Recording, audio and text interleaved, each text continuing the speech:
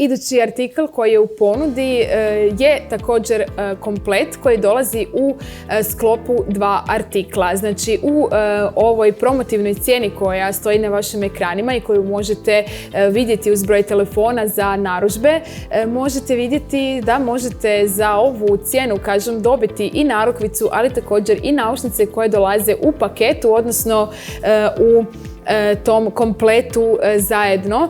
I narukvica je u ovoj srebrnoj varijanti. Znači vrlo interesantna narukvica s obzirom da se radi o srebrnom nakitu. I vidimo da je narukvica sačinjena od ovih detalja koje dolaze u obliku elipse. I svaka elipsa koja je naklamana jedna na drugu ima u sredini ovaj dragi kamen koji je u raznim bojama.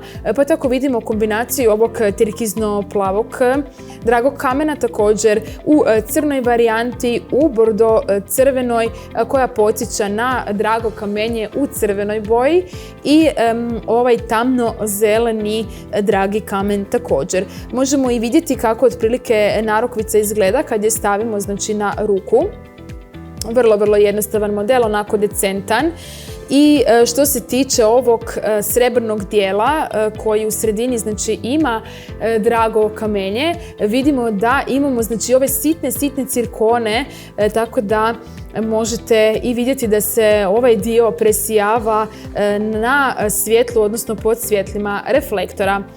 Što se tiče same narukvice, s obzirom na broj ovih boja koje se nalaze u sklopu tih sitnih detalja u sredini, možete svakako ovu narukvicu kombinirati na skoro sve boje. Znači vidimo i sami da se može kombinirati na turkizno plavu, na crvenu, crnu ili zelenu kombinaciju.